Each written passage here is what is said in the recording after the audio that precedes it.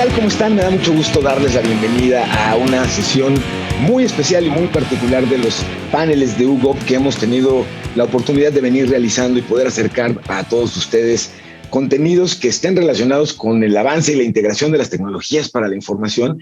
Y uno de los temas muy particulares en los que hemos visto un crecimiento cada vez más en temas, en sucesos y en la relevancia que está cobrando es la ciberseguridad, pero me parece que es uno de estos temas que desgraciadamente va a tomar cada vez más prioridad en la medida en la que cada vez nos veamos los usuarios y usuarias comunes pues invadidos y rodeados de este tema. Pero para ello estamos justamente el día de hoy celebrando este encuentro regional, desafíos de ciberseguridad de cara a la pandemia, y quiero comenzar dándole la bienvenida y agradecerle a nuestras invitadas e invitados muy especiales para poder platicar de este tema. Y de verdad es que, qué emoción. Le quiero dar la bienvenida en el orden alfabético en el que los tenemos invitadas e invitados a Stephanie Black. Ella nos acompaña de Panamá y es cofundadora de la asociación Women of Security del capítulo Panamá. Ella es ingeniera en electrónica y telecomunicaciones y consultora de seguridad de la información en una prestigiosa firma de ciberseguridad. Es también líder y cofundadora de la asociación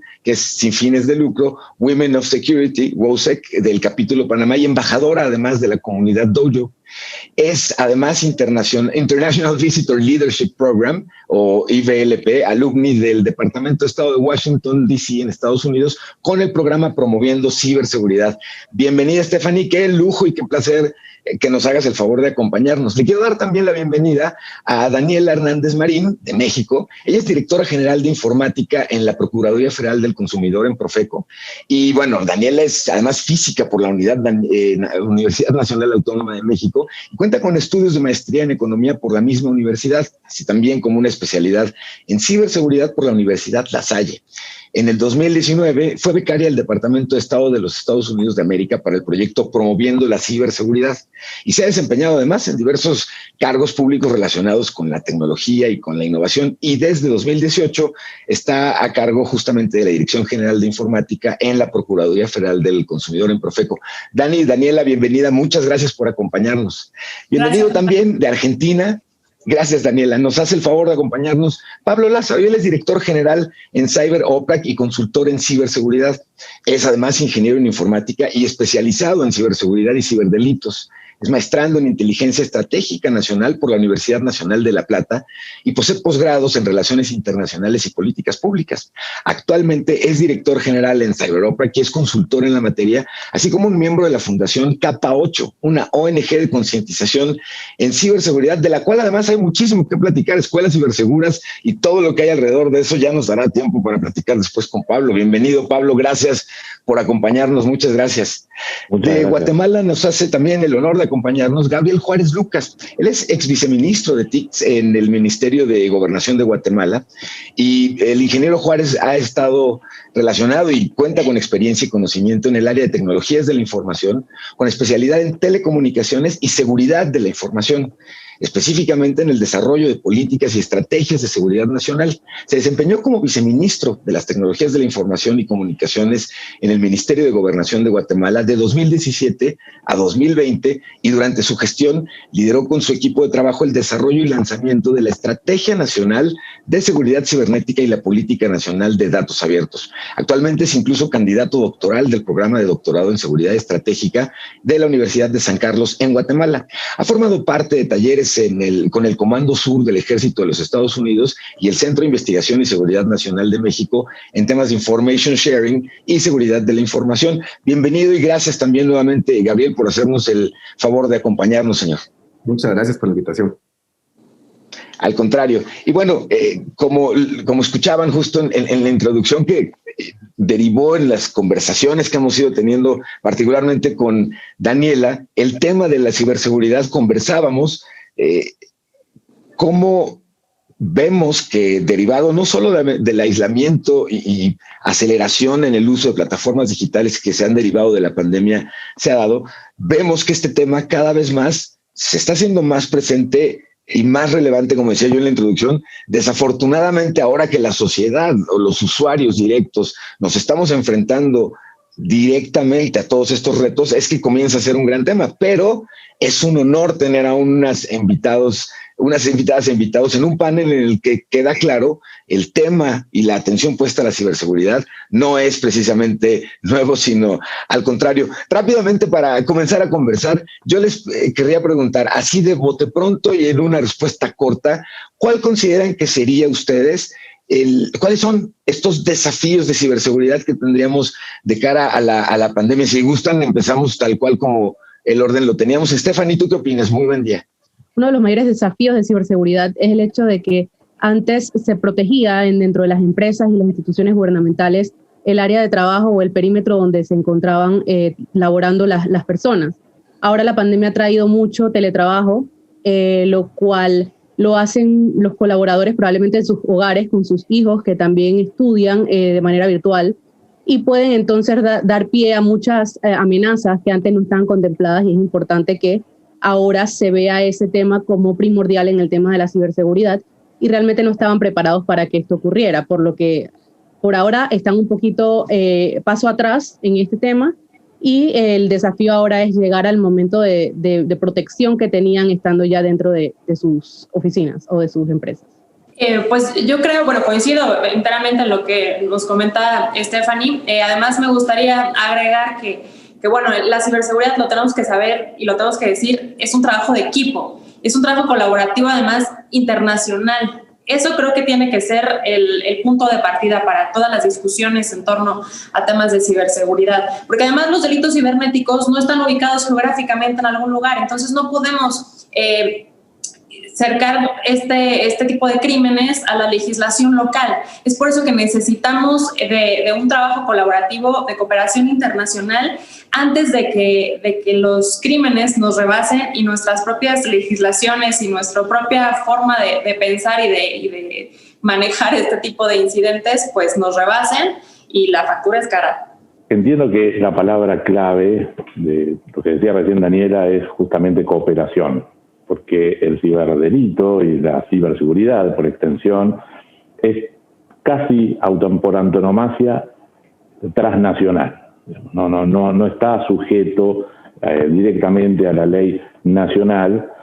Es más, un delito absolutamente sencillo, un fraude absolutamente sencillo que hace la ciberseguridad, como el phishing, ¿no? un fraude a través del correo, rápidamente podemos identificar varios países. Imagínate, aquí en Argentina recibo un mail a través de Gmail, ya tenemos Argentina y Estados Unidos, con un link a un servidor en Bolivia, que la clave la termina guardando en algún país de Europa.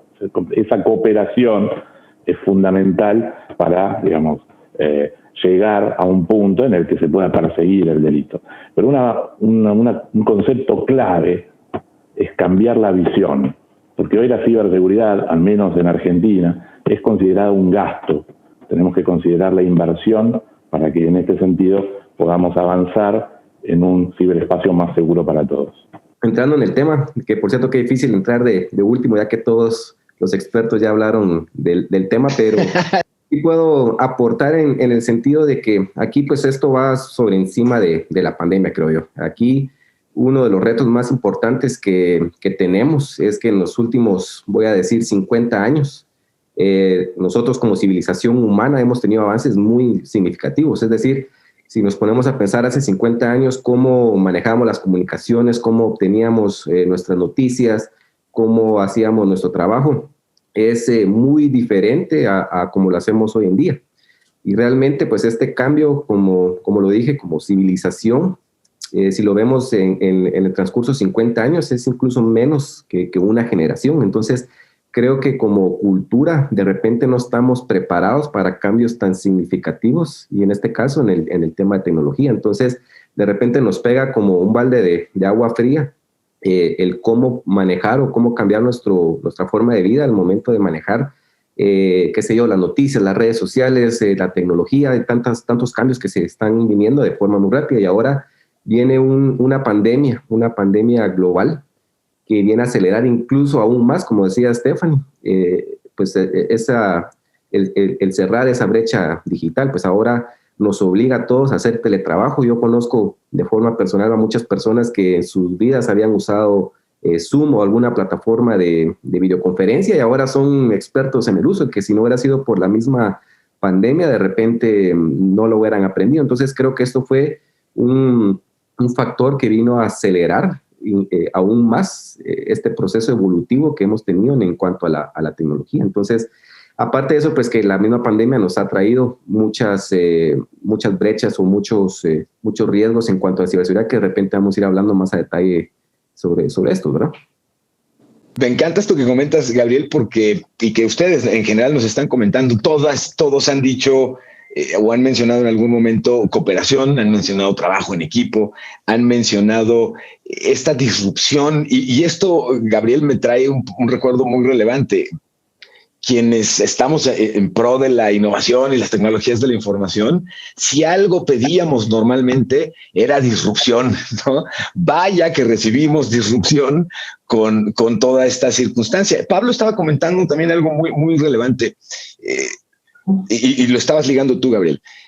De un momento a otro, la pandemia nos metió en un proceso de digitalización obligada y acelerada, que en muchos estratos, y particularmente, por ejemplo, el de la familia, el de las niñas y los niños, ha tenido un impacto mucho más fuerte de lo que cualquiera podríamos haber previsto, porque hasta entonces, hasta antes de la pandemia, el uso de sistemas de videoconferencia en niños menores o en niñas menores era una locura. Era un papá aventándose con todo y la hija o el hijo al barranco digital por lo peligroso, y de un momento a otro se convirtió en el único canal en el que nuestras hijas e hijos hoy conviven con sus compañeras de clase, con sus compañeros, toman clase, ven a los abuelos, ven a las tías. Entonces, pero evidentemente ese brinco, qué maravilla que haya estado una tecnología lista para poder ofrecernos esas opciones. Sin embargo, estamos descubriendo debajo del tapete y atrás de la puerta y atrás del closet y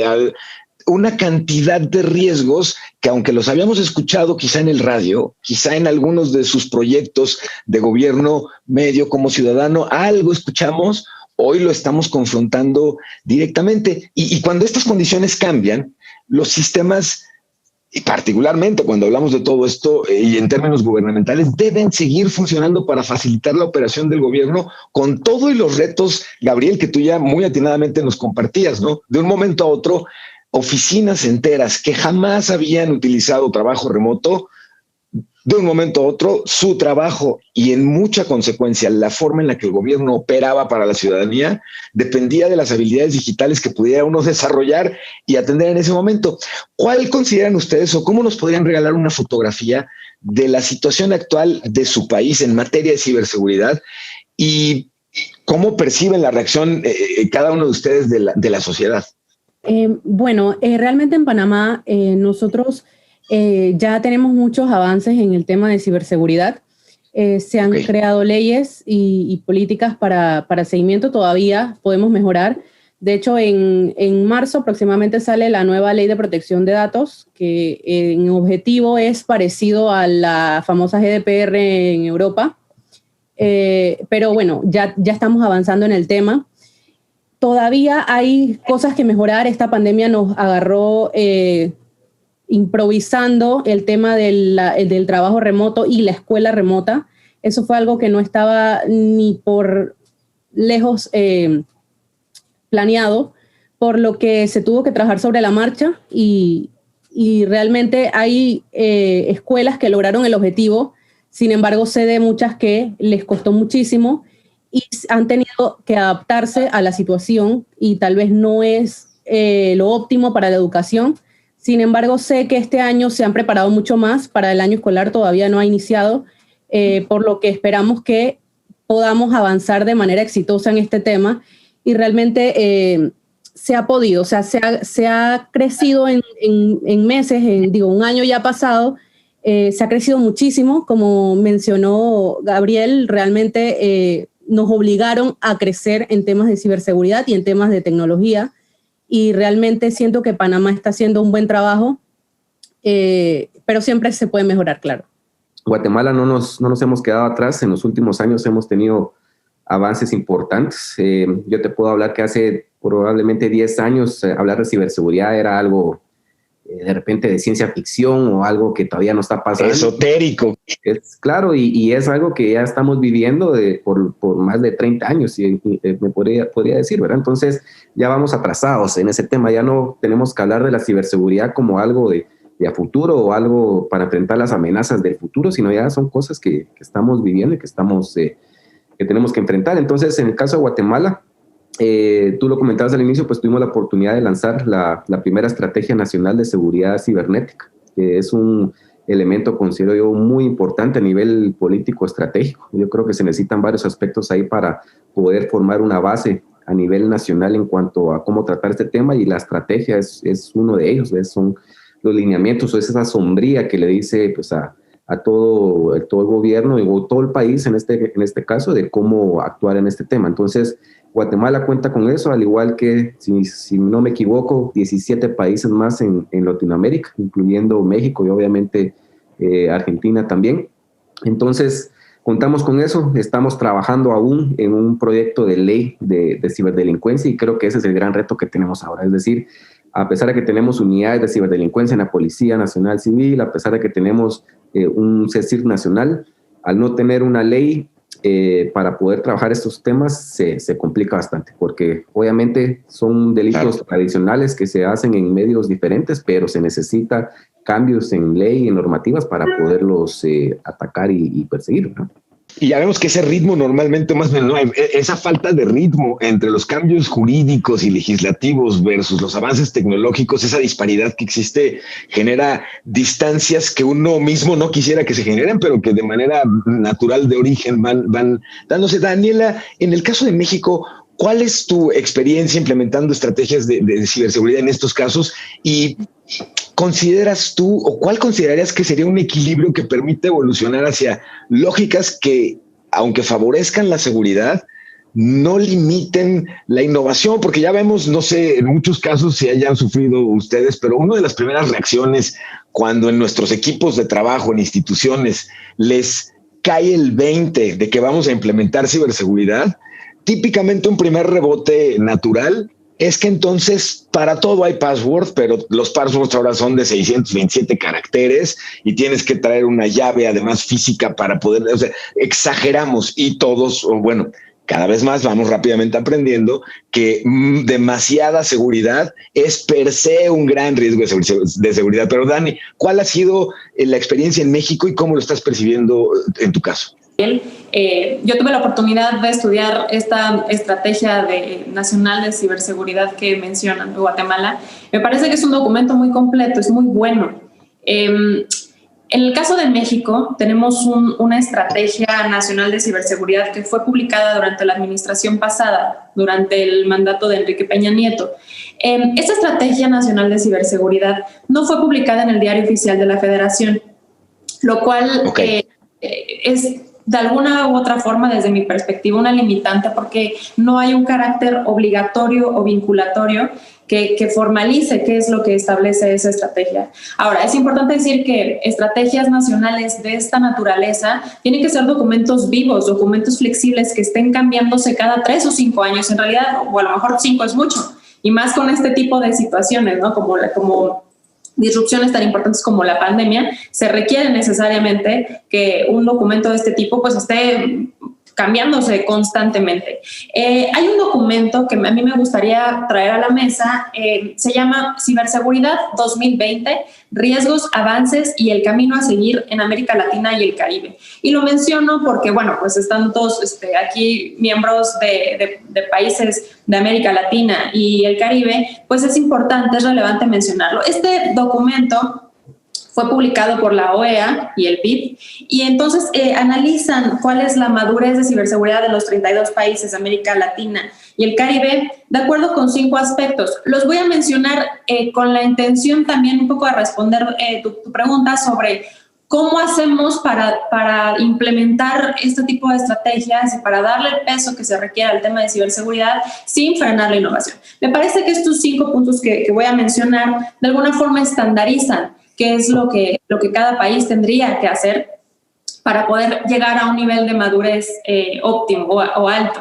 Que en la puntuación de este estudio, el número 5 sería un nivel dinámico, en donde ya la nación es capaz de innovar constantemente, de reformar su propia legislación, de cerrar brechas, etc. El primer punto que consideran es política y estrategia de ciberseguridad.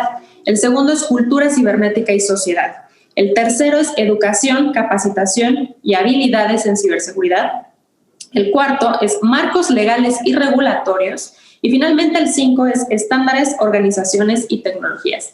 Me gustan estos 5 aspectos porque tocan puntos importantes y distintos entre sí de lo que una estrategia nacional de ciberseguridad debería de contener. La parte de la sociedad, cerrar brechas, educar, alfabetizar digitalmente. Por otro lado, necesitamos el marco regulatorio, necesitamos también estandarizar cuáles son los procesos que se tienen que llevar a cabo, tanto en la iniciativa privada como en la pública.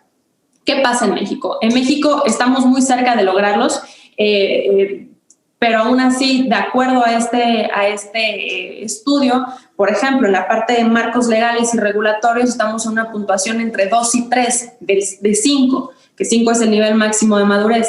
Quiere decir que allá vamos, pero nos estamos quedando un poco atrás, porque desde mi perspectiva, y bueno, como representante también de la parte de administración pública, sí creo que es muy importante que tengamos este suelo normativo, legislativo, que nos permita actuar.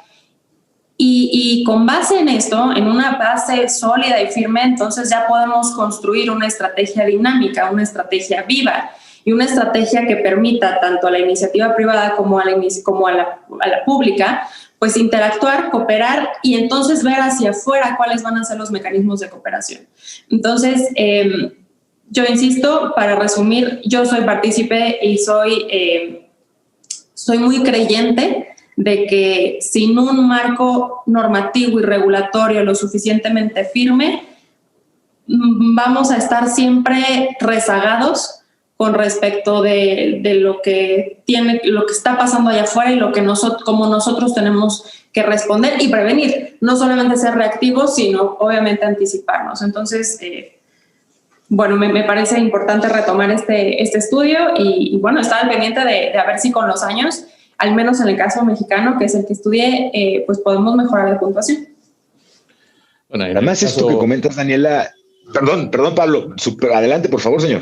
No, pues simplemente quería hacerme eco de lo que dicen mis 3 colegas, porque creo que los 4 países están en una situación más o menos parecida, es decir, uno cuando analiza el macro, los 4 tenemos seguramente una estrategia nacional de ciberseguridad, muchos de ellos basados en las buenas prácticas que propone la OEA o algún organismo supranacional, como el CICTE y otros.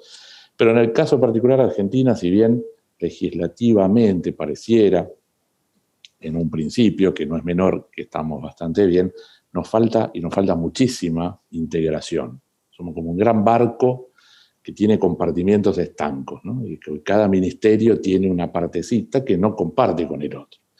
Y esto es muy importante porque, a diferencia de otros ambientes, el ciberespacio, las capacidades que se requieren para monitorear, para defender, para ser preventivo, para reaccionar, para recolectar evidencia, son exactamente los mismos, vivas en un pueblo de la provincia de Tucumán, muy al norte del país, o estés en el gobierno nacional en la ciudad de Buenos Aires. Después cambiará cuál es tu función específica, pero son los mismos conocimientos, y es por esto que estamos planteando centros de fusión o una agencia específica de ciberseguridad hace ya bastante tiempo. Dejando de lado, por supuesto, que cada funcionario argentino que ha pasado en los últimos años se considera refundante, ¿no? Porque viene uno y por el hecho de que lo hizo el anterior ya ha cambiado 3 o 4 veces de rumbo de la estrategia, que eso yo creo que debería ser una política de Estado. Pero no quería caer en repeticiones, pero totalmente de acuerdo con lo que dicen mis colegas. No, y si me permite, para nada más rematar en lo que hablaron todos y culminar en una respuesta a esa pregunta que hiciste de qué se necesita para implementar estas estrategias. Yo me atrevo a decir que en el ámbito de seguridad como tal, a veces se necesita que algo muy malo pase para que un país o un estado o una institución reaccione y pueda implementar alguna medida. En el caso que mencionaba Pablo, justamente en el intercambio de información, tenemos el ejemplo de Estados Unidos, que tuvo que pasar el lamentable hecho de las Torres Gemelas en el 2001. Tienes razón. Para que se cambiara totalmente el esquema de seguridad nacional en Estados Unidos, y ahora pues haya un intercambio de información mucho mejor, porque dicen que mucho del problema fue que tenían los datos por todos lados, pero no había intercambio. Pero decir intercambio de información es muy fácil, hacerlo es muy, muy difícil, porque obviamente tenemos temas de información sensible, información o mucho celo entre las instituciones para poder intercambiar la información. Entonces, llegar a eso es la clave. El intercambio de información creo que es uno de los aspectos fundamentales para poder solventar este tipo de problemas, pero llevarlo a cabo es bastante difícil. Lamentablemente, a veces hay que esperar a que algo muy malo pase para poderlo hacer. Y yo pensaba pues que en el caso de la pandemia, por lo menos aquí en Guatemala, iba a ser ese elemento catalizador para poderlo hacer. Sí motivó mucho a ciertos cambios, especialmente en gobierno electrónico y servicios que se proveen en línea, pero yo me atrevo a decir que no ha sido suficiente. Es decir, me preocupa que un evento de esta magnitud pues no haya sido suficiente como para cambiar el esquema, por lo menos de mi país, y poder priorizar más estos temas, ¿verdad? Déjame regresar ahorita contigo, por favor, Gabriel, porque hay algo que estás comentando ultra relevante y me gustaría conocer cuál es la fotografía en los distintos casos que ustedes conocen. Antes, Pablo, me quedé nada más para que no me vaya a salir un granito en la lengua del pendiente, me quedé con ganas de preguntarte, ¿cómo expresarías tú, dada la experiencia y rubros en los que además trabajas? Admiro mucho el trabajo además que hacen en Capa 8, déjame decirte. Entonces, en México hay un capítulo de Capa 8 y tal, entonces admiro mucho el trabajo que están haciendo, pero te quisiera preguntar justo por ello, ¿cómo expresarías la importancia que hoy tiene la educación digital y la seguridad informática para, no quizá para la comunidad UGOV, que son funcionarios de tecnología dentro del gobierno, quienes principalmente nos hacen el favor de seguirnos, pero para sus esposas y para sus hijas e hijos? ¿Cómo expresarías esta importancia? Eso. Nosotros, justamente con la Fundación Capa 8, hicimos una política muy importante junto a algunos funcionarios de distintas partes del gobierno, es decir, de distintos colores políticos, para no hacerlo en algo partidario, en todo el país, a profesores, maestros de escuelas primarias y demás, como políticas de prevención, sobre todo por el grooming, ¿no? Porque si bien son buenas prácticas de ciberseguridad, realmente, y en particular durante la pandemia, creció mucho. Ahora, muy pocos maestros asistían a estas charlas, y habíamos visto que otras charlas, como por ejemplo, por decir un ejemplo, porque ahora no me acuerdo, pero era algo muy parecido, jardinería, estaban repletos. Y uno dice, acá hay vidas en riesgo. Un maestro, no un directivo, me dijo, ¿sabe lo que pasa? Que sus charlas no da puntos para ascender. Entonces digamos, más allá del interés, lo que nos está faltando es un apoyo político, que aquel que venga tenga ese papelito. Entonces ahí, ¿hay interés o hay un interés económico de cómo fui? Ese es un gran debate que debemos dar, porque charlas estamos dando muchísimas y durante la pandemia dimos muchísimas más, porque ha permitido espacios como este, ¿no? Virtuales. Pero falta esa chispa, falta ese algo que haya real interés sobre eso. Y coincido con lo que dice Gabriel, que los picos de interés, sobre todo en funcionarios, se dan cuando pasa algo malo. El momento de más proliferación de creación de SOCs y de coordinación de un CSIRT en Argentina se dieron por una filtración de datos muy grande y la toma de cuentas de Twitter de funcionarios del gobierno anterior. Esto, digamos, como los puso sobre la mesa, aparecieron rápidamente, no tanto los recursos, que, bueno, como saben, siempre son limitados, pero sí el apoyo político, cosas que tal vez llevaban meses, se podían hacer en 1 o 2 días. Y uno dice, ¿por qué se tarda tanto siempre? Pero bueno, básicamente, contestando tu pregunta, es fundamental la capacitación. Hay que generar más interés. Formamos parte de una industria en la que, como pocas, el futurear nos fascina. El seguimiento a las tendencias nos fascina. Y evidentemente no porque tengan poca importancia, al contrario, porque como pocas industrias, el seguimiento de las tendencias permite tener claridad hacia dónde están yendo avances tecnológicos, amenazas y todo esto. Stephanie, si tu yo del futuro te hubiera avisado que habría una pandemia por COVID-19 6 meses antes de que ocurriera, y en el caso de cada una y cada uno de ustedes, ¿qué acciones diferentes en tu estrategia tecnológica habrías ejecutado? Probablemente hubiera invertido más en temas de tecnología para que sea móvil. Por ejemplo, todavía en Panamá existen empresas que actualmente se manejan sin computadoras portátiles, por lo que hacer un teletrabajo se volvió bastante difícil en ese momento. Hubo que hacer inversiones en un momento donde la economía se veía bajar en tecnología que pudieron haber tenido desde hace bastante tiempo.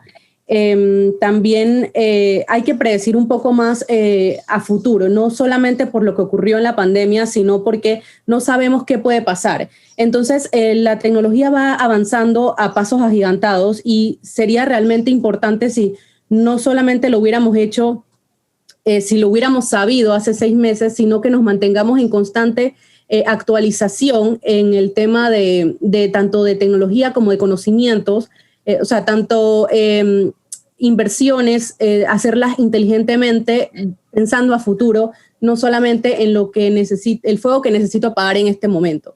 Pienso que eso hubiera sido clave. En el rubro que yo trabajo, realmente estábamos preparados, por decirlo así, porque estoy prácticamente en el campo de batalla constantemente.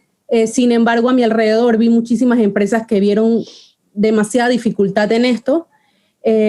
Muchas de ellas supieron o pudieron levantarse a tiempo. Sin embargo, hubo otras que no corrieron con la misma suerte. Esto ocurrió mucho en Panamá.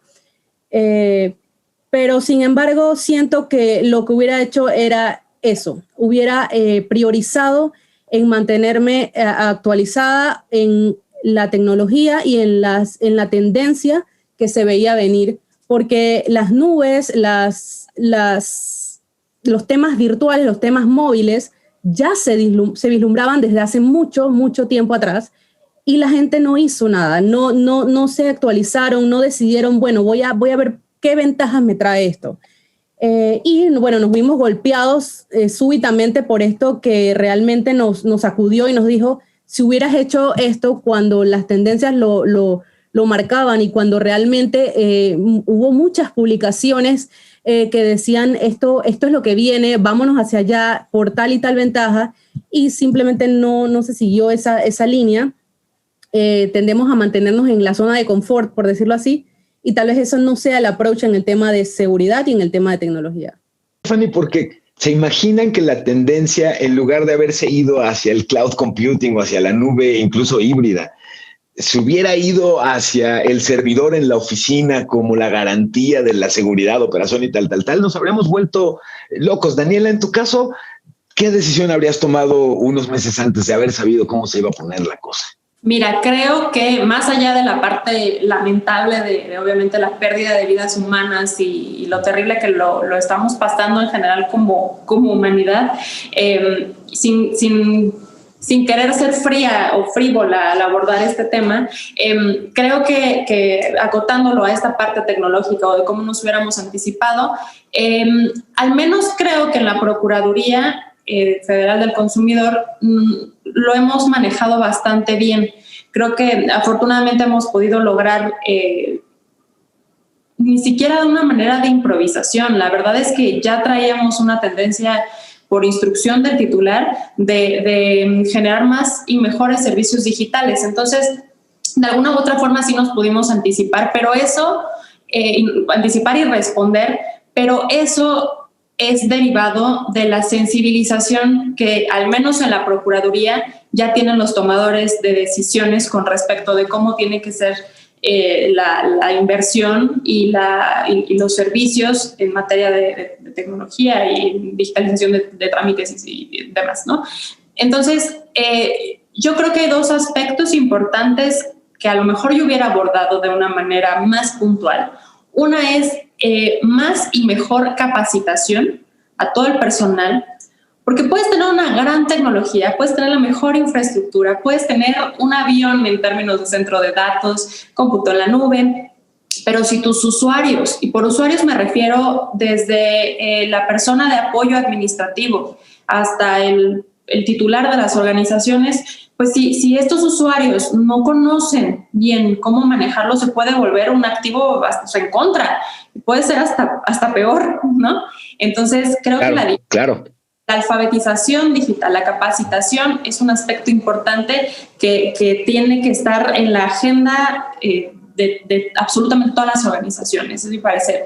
Y por otro lado, creo que de manera general, al menos en gobierno, creo que es importante sensibilizar a todos los tomadores de decisiones, a los titulares de las organizaciones, a las personas que están en el poder legislativo, para que independientemente de su formación profesional puedan entender la importancia, la relevancia de la tecnología, de la ciberseguridad, y porque es un ámbito que merece su financiamiento, que merece ser atendido, que tiene que estar en la agenda de Estado, y eso nos va a permitir ser proactivos en lugar de reactivos, como lo dije hace rato. Entonces, creo que al menos en nuestro caso, lo quiero puntualizar bien, nos pudimos anticipar o no sentimos tanto el reto de pronto home office y de pronto digitalizar cosas de un momento para otro, porque ya teníamos esa instrucción. Pero viene de que el tomador principal de decisión, la Procuraduría, ya trae esa idea desde hace tiempo. Entonces, en la medida en la que podamos nosotros permear esa necesidad de invertir en ciencia, tecnología y desarrollo en las organizaciones, sea cual sea el giro, pues podremos estar más y mejor preparados ante un acontecimiento de este tipo, como lo es una pandemia. Me gustaría agregar... Maravilloso esto que nos... Por favor, Estefanía. A lo que menciona Daniela, la verdad que estoy totalmente de acuerdo con esto. La educación es un pilar clave para todo esto, para que funcione. Sin embargo, quisiera agregar que en el margen del tema corporativo o del tema gubernamental, es importante también mantener la educación a nivel de la población. Todo individuo con acceso a Internet debe estar educado en el tema de tecnología y ciberseguridad por todo lo que puede ocurrir. Ahorita nos tomó de sorpresa la pandemia y por esta razón muchísimos estudiantes que antes no tenían acceso tenían acceso al Internet o a equipos de trabajo para manejar el tema educativo, ahora están a disposición de todo lo que pueda ocurrir en Internet, y es importante que estén educados en esto, en qué pueden hacer y qué no, y los padres estén educados en cómo proteger a sus hijos dentro de este ámbito tecnológico. Por lo que es importante agregarle a lo que aportó Daniela, que es valioso, el tema de la educación también a la juventud y a la población en general en temas de ciberseguridad, porque bueno, los delitos, como saben, están a la orden del día, no solamente el tema de robo de información o el tema de cifrar la información de una empresa, sino también el tema de más graves, como lo son el delito que en eso Gabriel sabrá un poco más que yo, ha trabajado directo con ese tema, y también Pablo. Sí, los delitos que pueden haber a raíz del Internet son muy, muy, muy graves, y hay que tener mucho cuidado con los niños sobre todo. Gabriel, quisiera que nos comentaras justo al respecto, pero antes, si te parece, si me permites, te pediría que incluso lo ligaras con esto que nos está comentando Stephanie, pero mencionaste un tema realmente importante. Dentro del marco del desarrollo de habilidades digitales que tú comentabas, Gabriel, orientado hacia los funcionarios, lo ha hecho también Daniela y Stephanie y Pablo hacia también la sociedad, hay un tema muy particular y tiene que ver con cuando hablamos de ciberseguridad y hablamos de datos de la ciudadanía dentro del gobierno. Me gustaría conocer la perspectiva tuya y de todas ustedes sobre el tema de interoperabilidad, el ciclo de vida del dato, en el sentido de cómo han afrontado en cada uno de sus países este tema. En México les cuento una fotografía muy rápida, y si Daniela me ayuda a validarla o no, me sentiré muy honrado. Pero en México hemos vivido un reto muy interesante. Al margen de la legislación o de los reglamentos y lineamientos en términos de leyes para el manejo de los datos personales, hay un fenómeno interesante dentro del gobierno, y es la disparidad que hay entre los niveles y tamaños de las instituciones el responsable de los datos en dicha institución, y si el tamaño de las plazas de cada uno de los responsables en estas instituciones no es compatible, pues entonces la interoperabilidad tiene incluso el reto de que entre pares se tomen la llamada, porque no tenemos el mismo nivel de funcionarios, con todo lo que ya esto implica. Y además en esto, el entendimiento o la falta del mismo de que un dato no necesariamente te lo entrego y se acabó, lo puedo consultar, validar, analizar, ¿no? ¿Cómo han vivido ustedes existe este reto del lado de ustedes, Gabriel? Qué interesante eso que mencionas. Yo creo que aquí ese tipo de retos los estamos viviendo de una manera diferente. De repente en México creo que tienen un nivel de madurez más avanzado en cuanto al tema de la protección del dato como tal.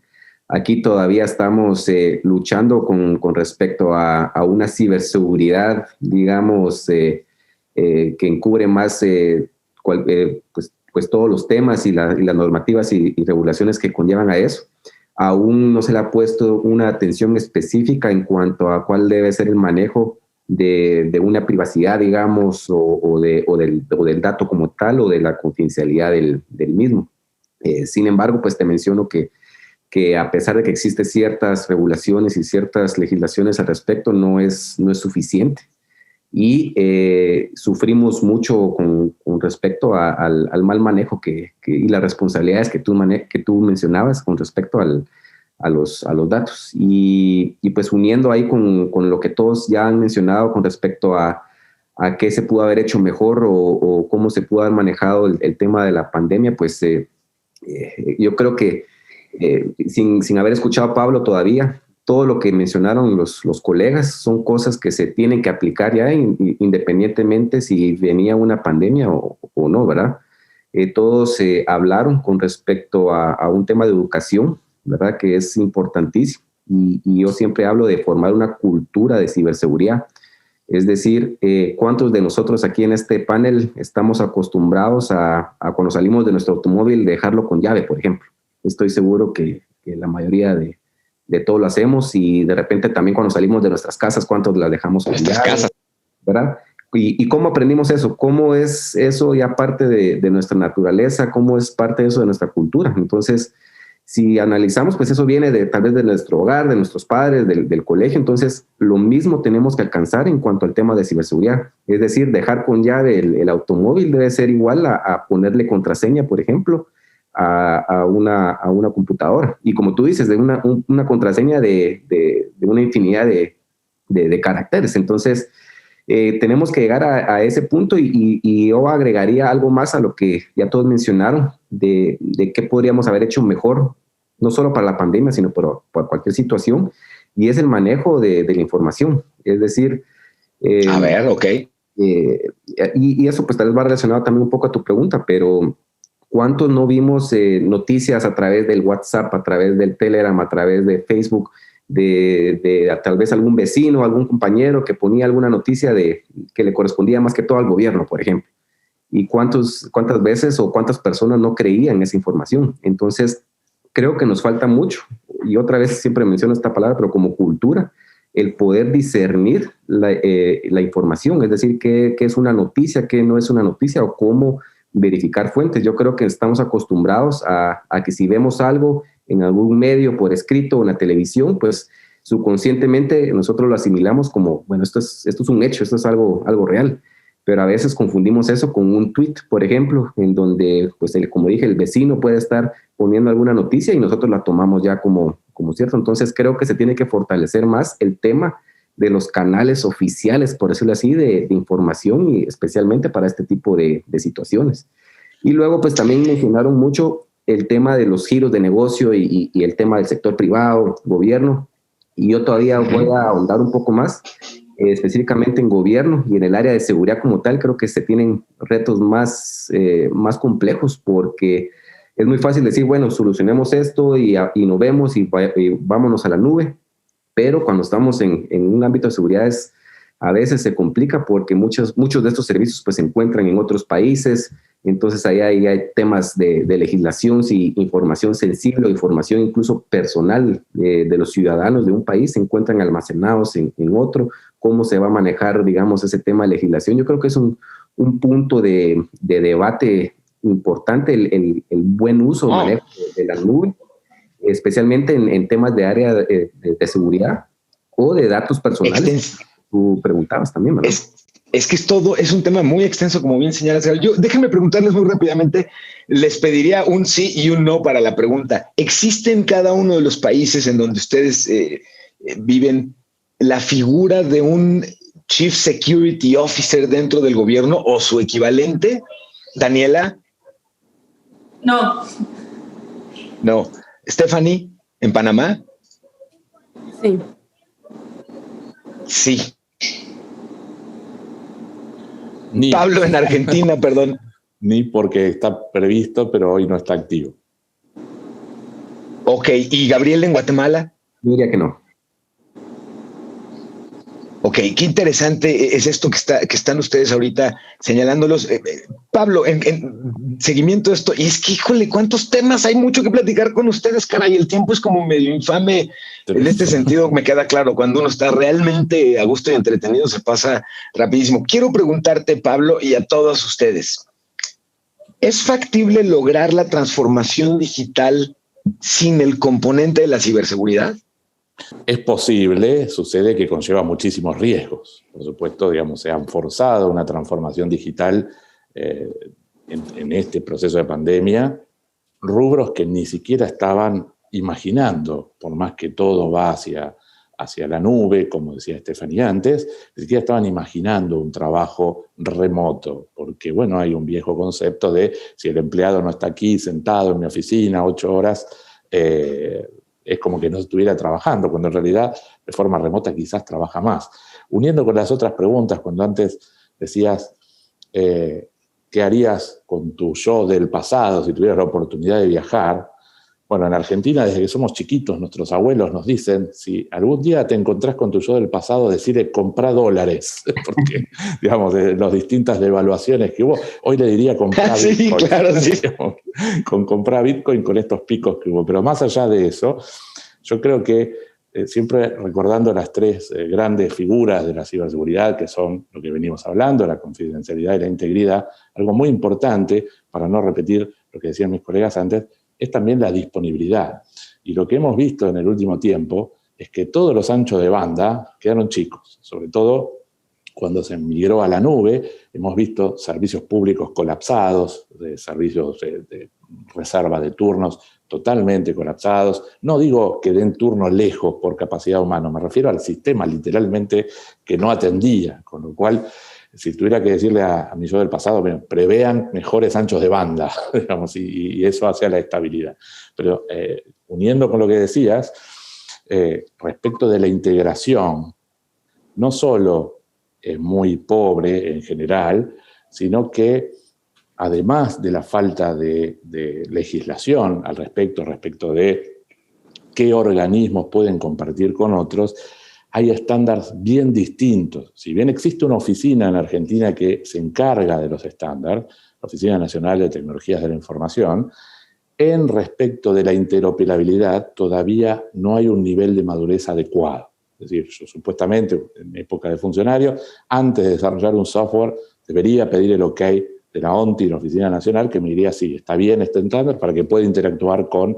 Bueno, eso en la práctica no está sucediendo, ¿no? Y sobre todo en épocas de pandemia, esto creció o proliferó mucho más. Entonces, nos encontramos en un nivel de falta de madurez de integración, sumado a todo lo que se dijo antes también, de algunos celos y demás, ¿no? Respecto de compartir el dato.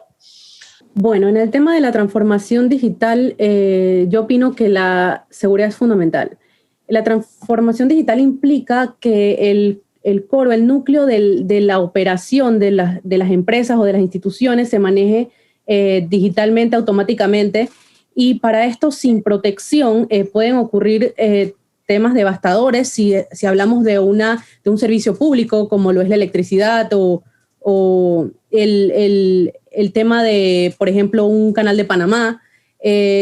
todo tiene que llevar un tema de seguridad implícita por el tema de las catástrofes que pueden ocurrir. Una empresa que su manufactura o su fabricación está diseñada para ser totalmente digital, es posible ser hackeada, por lo que si se mantiene un ataque por más de cierto periodo de tiempo, tal vez la empresa no pueda recuperar las pérdidas que tenga. Por lo que si nos vamos a ir a una transformación digital, para mí es fundamental el tema de la ciberseguridad para mantener todo realmente protegido y la operación encaminada. Por lo que, y regresando al tema del CISO, tu pregunta de sí o no, para mí es sí, porque en Panamá existe esa figura. Existe la figura, es una institución que la Autoridad Nacional Gubernamental se encarga de ese tema a nivel nacional. Sin embargo, como en todo país centroamericano, todavía nos falta el nivel de madurez al que podríamos llegar.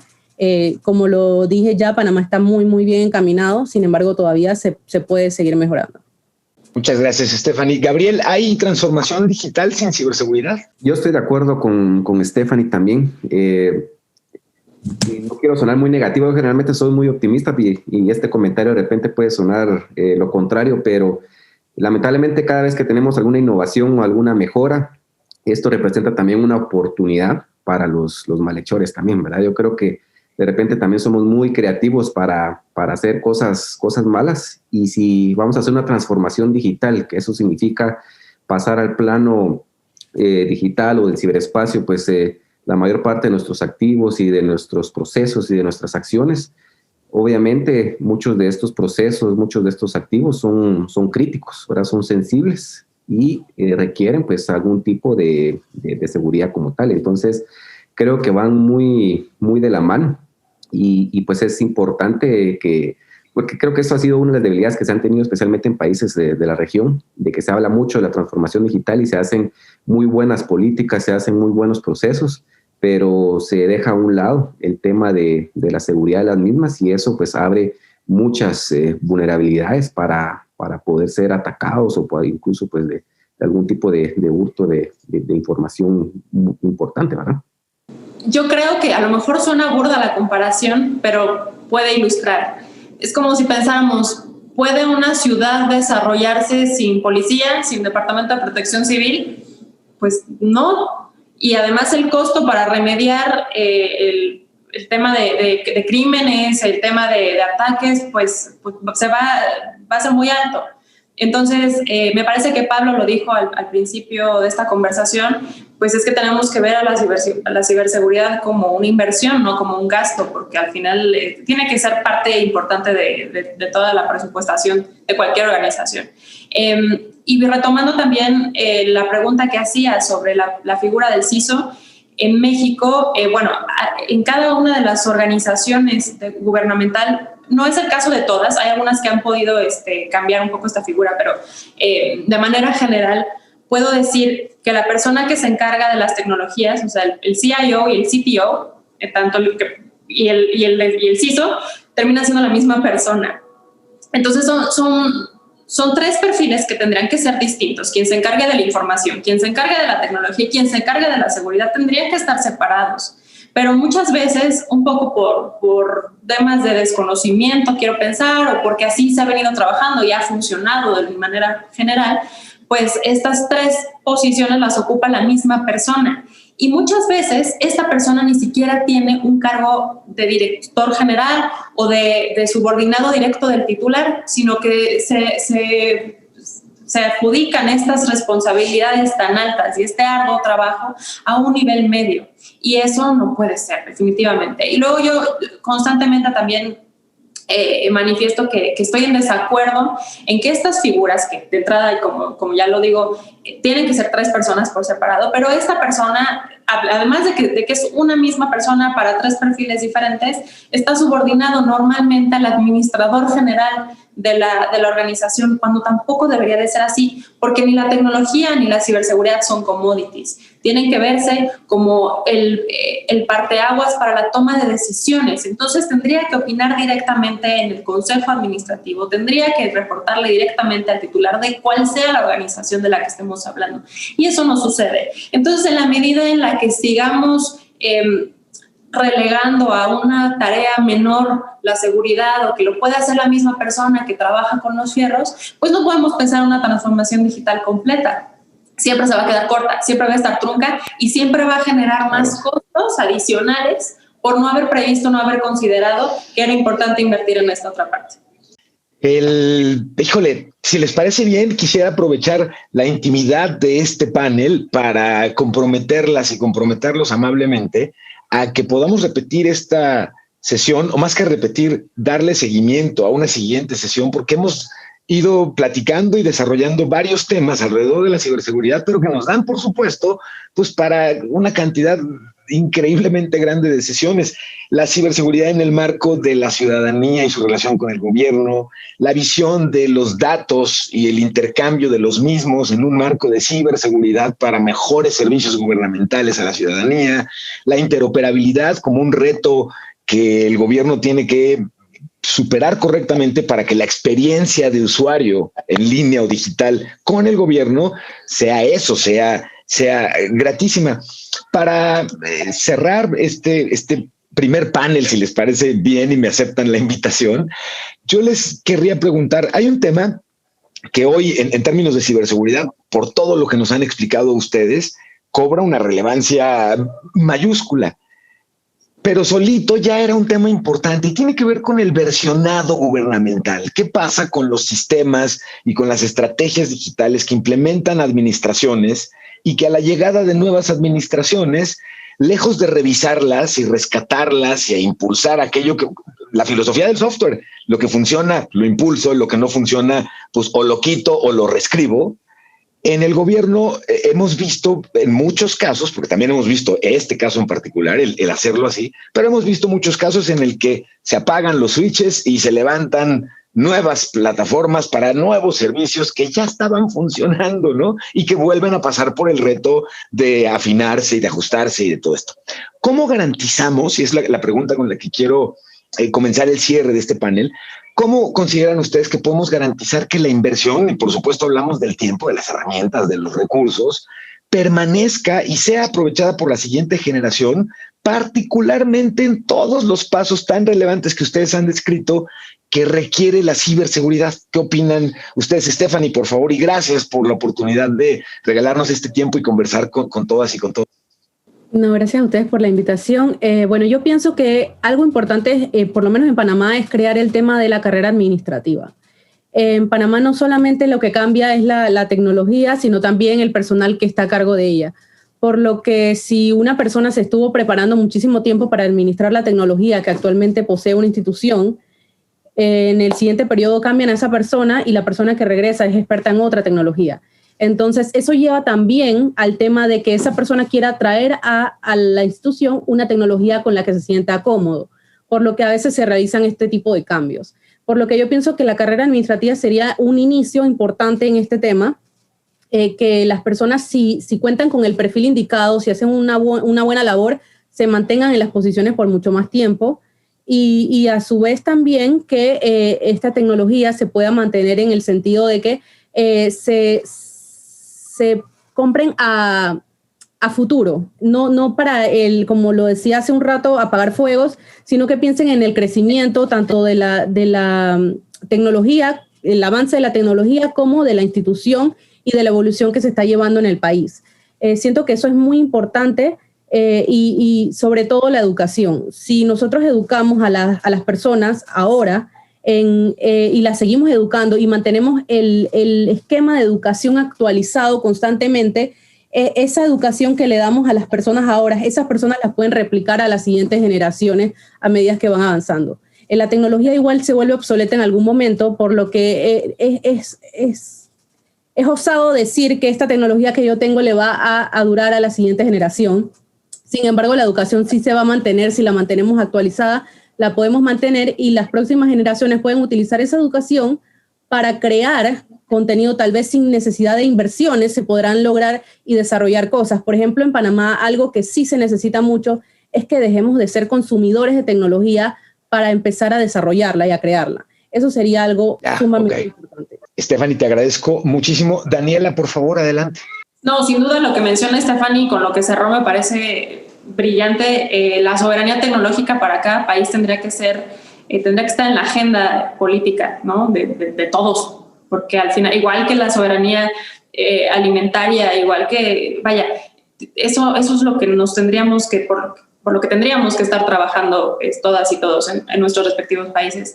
La rotación de personal, efectivamente, en gobierno es constante y de hecho cada cambio de administración, yo creo que esto, como lo está diciendo Stephanie, yo creo que esto no es una situación exclusiva de México, pero pues sí, claro, cambia la administración y entonces cambia el personal y entonces en esta rotación y en pos de mejorar y modernizar, pues claro, llegan y implementan otra tecnología. Sería altamente beneficioso, por supuesto, apoyar esta parte de la carrera, porque eso garantizaría de alguna u otra forma que los proyectos trasciendan las administraciones y entonces es hasta menos costoso para el Estado, porque entonces constantemente tiene que estar invirtiendo y es un sinsentido. Creo que es relevante y puntualizo mucho esto, es relevante que todo este tema de tecnología sea una política de Estado, que entonces desde el Ejecutivo Federal se puedan permear hacia abajo cuál es la estrategia, pero con una visión de continuidad. Mientras se siga viendo la tecnología, como he dicho previamente, como un commodity más, entonces va a ser exactamente lo mismo cambiar el proveedor de automóviles, por ejemplo, para una dependencia, que cambiar el proveedor de software. Y eso es un sinsentido, porque no hay continuidad, porque es más caro.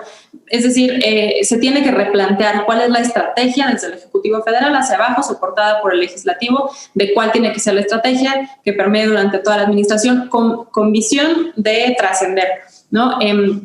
Eso me parece relevante, me parece importante que las organizaciones estén constantemente capacitándose también, que exista una partida, que exista conciencia de que debe haber una partida presupuestal destinada para capacitación en materia de tecnología, porque todas y todos tenemos y merecemos ser alfabetizados. No solamente hablo de funcionarios y funcionarias, sino esto tiene que convertirse en un derecho humano. Ya el acceso a Internet quien no está conectado prácticamente no existe.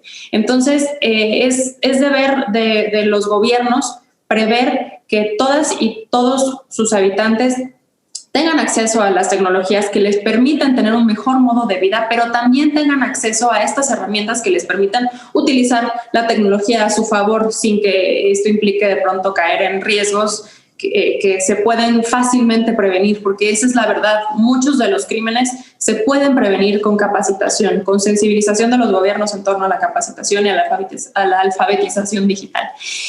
Antes de despedirme, quiero agradecerles a todas y a todos ustedes por haber participado en este panel. Quedan, como bien dices, muchísimos temas que podremos platicar aquí. Me quedo todavía con las ganas de escuchar a Stephanie hablar también de un poco del género femenino en esto, porque además, pues Stephanie, al ser parte de esta organización sin fines de lucro sobre mujeres en estos temas, me parece relevante porque ya no es una cuestión exclusiva de hombres, que durante muchos años lo fue.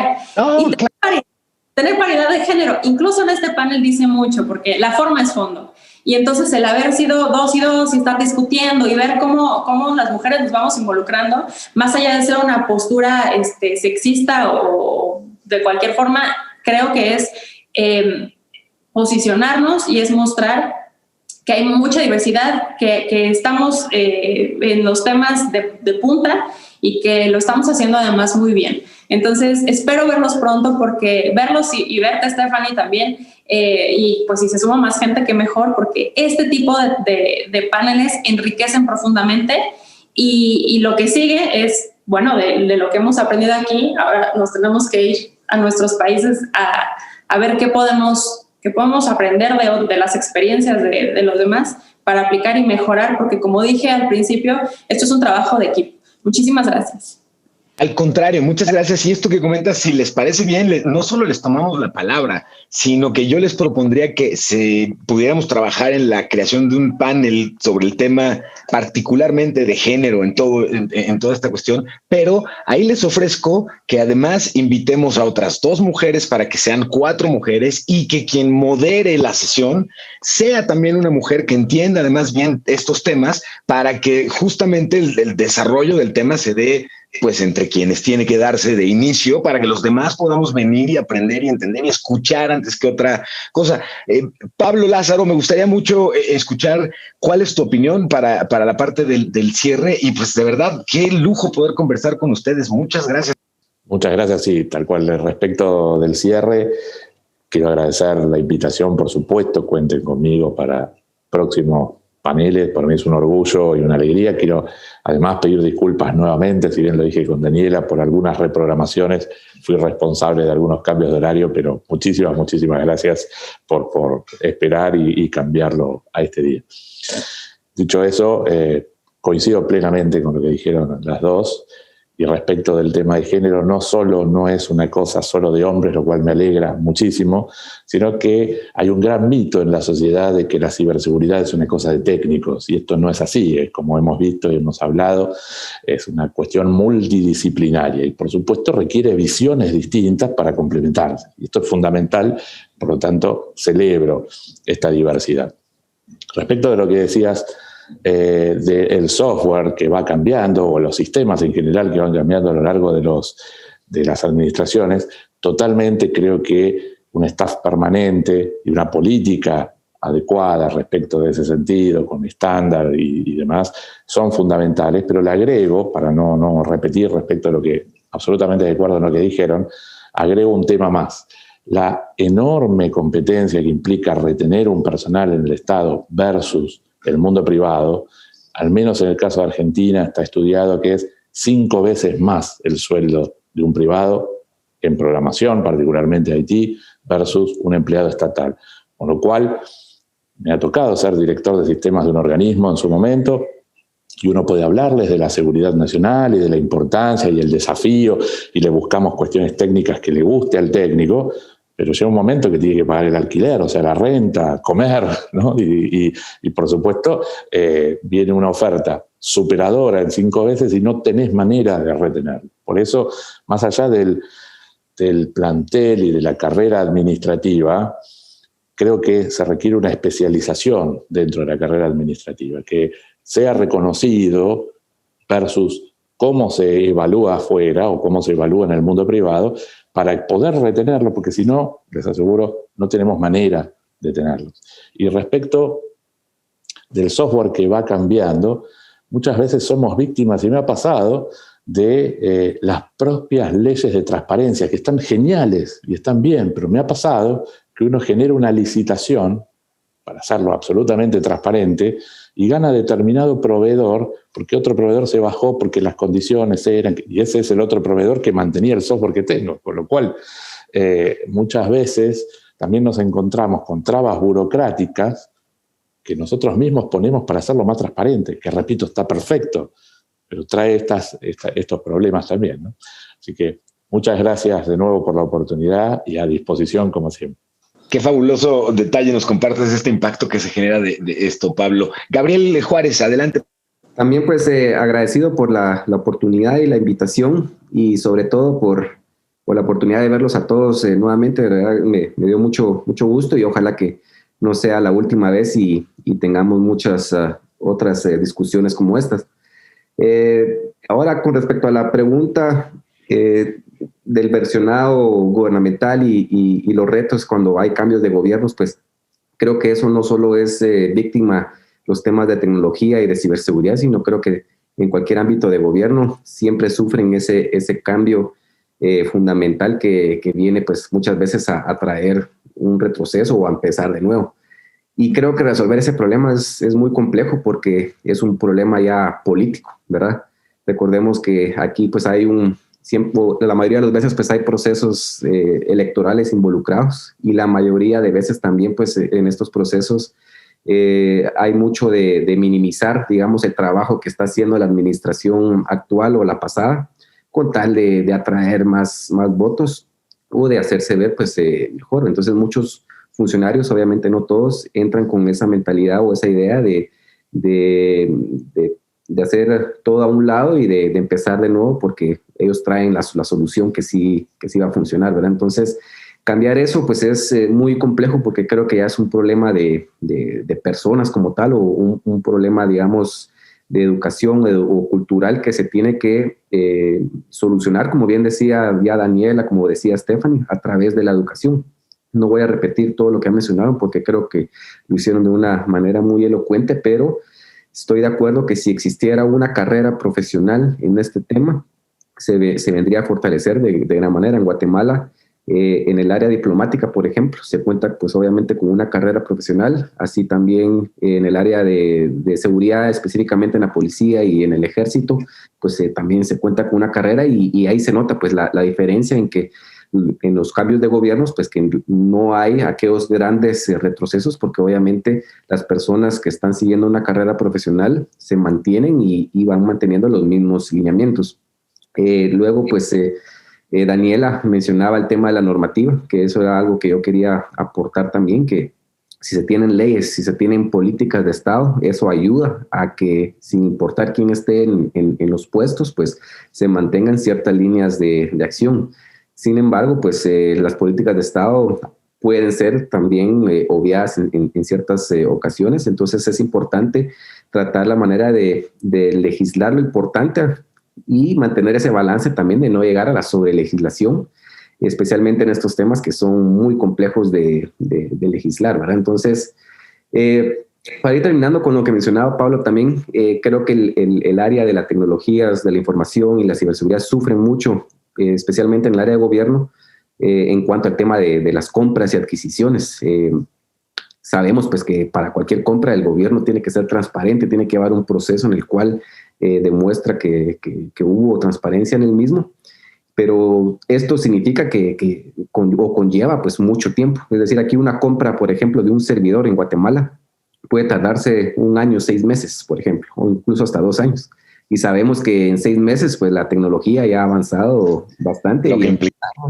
El servidor que se quería comprar hoy, aquí a 2 años, pues ya es obsoleto. Entonces, creo que hay que encontrar un balance y nuevos paradigmas de compras y de cómo demostrar pues esa transparencia, pero también mantenernos actuales en cuanto a tener equipo pues de forma rápida, especialmente en el área de gobierno, que son procesos pues muy tediosos para poderlo hacer, ¿verdad? Entonces, yo creo que con eso voy concluyendo y quedo a la disposición siempre de todos ustedes y agradecidos por la oportunidad y que ojalá lo podamos repetir.